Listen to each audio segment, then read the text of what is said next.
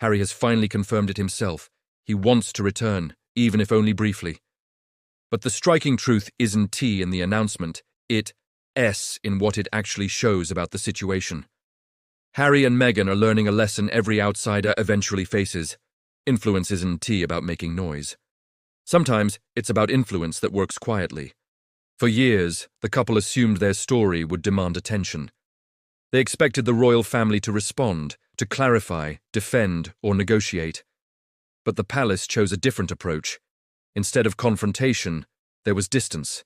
No counters, no interviews, no back and forth, just protocol, measured calm, and a solid wall of calm and protocol. That silence isn't weakness, it's a subtle form of discipline. The monarchy understands something Hollywood often overlooks. Attention is power, and withholding it is the ultimate leverage. When the royal family stopped reacting, they cut off the attention that fuels the story. Stories landed without responses, accusations echoed unanswered, and over time, the chatter began to feel one-sided. What stands out even more is how deliberate it all seems. This isn't mere family frost, it's systemic.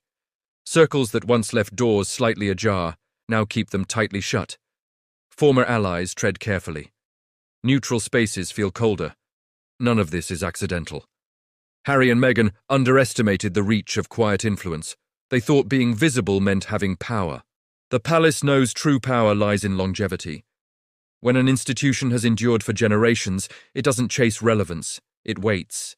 And in waiting, it lets others expose themselves. The impact is precise, not theatrical. There are no ceremonial roles waiting for Harry and Meghan, no gradual reintegration. Their names are missing where recognition once came automatically. Milestones pass unnoticed. Traditions continue uninterrupted. The message is clear. Life continues without you. This is the real shock. Losing titles is one thing. Losing standing, that is everything in royal terms. Scandal can be survived, criticism can be endured, but irrelevance is fatal. Hollywood noticed, brands noticed, streaming platforms noticed. Once proximity to royalty was no longer guaranteed, the mystique faded. Access was the selling point. When it disappeared, certainty did too. The palace never had to make a call. Networks and companies read the room. They understood where the line was drawn. No one wants to risk being on the wrong side of an institution that plays the long game. Quiet distancing is contagious. One step back becomes several. Harry, in particular, now seems caught between worlds. Too royal for Hollywood authenticity, yet too public for royal trust. That in-between space is unforgiving. It doesn't protect you. It exposes you. Meanwhile, Meghan relied on visibility and narrative control. Interviews, projects, carefully curated appearances, they were designed to keep the spotlight focused. But the palace doesn't compete on that field.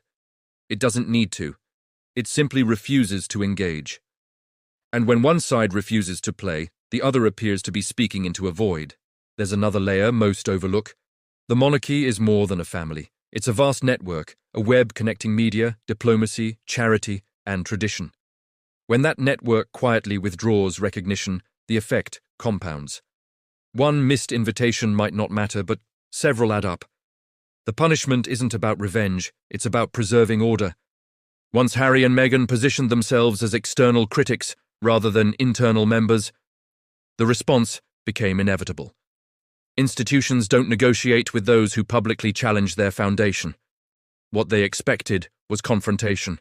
What they received was containment. No sparring partner, no palace antagonist, just an immovable system that ignores provocation. Even public sympathy has shifted. Not because the palace defended itself, but because it didn't. Over time, people notice why one side keeps speaking while the other remains composed. Silence comes to read as confidence. Harry and Meghan are now paying the price of misjudging power. Not flashy power, not loud power, but deep-rooted power. The kind that doesn't trend but always wins. They are not banned, they are not condemned. They are simply sidelined. And in royal terms, that is the ultimate consequence. This isn't a temporary phase, it's a reset. The palace has drawn its line and it isn't moving. The message is unmistakable. You can leave, you can speak, you can build elsewhere. But you do not dictate terms to the crown. Harry and Meghan tried pressure. The palace responded with patience, and patience, backed by centuries of structure and influence, proves far stronger than outrage ever could. What's happening now isn't loud, it isn't dramatic, it isn't emotional. That was the part they never anticipated. Doors aren't being slammed, they're simply no longer opening. Invitations have stopped. Access has dried up.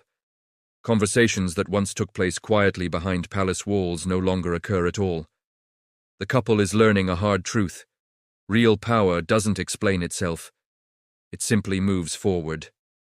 For Harry and Meghan, the crown's silence isn't absence. It's the quietest and most powerful response of all.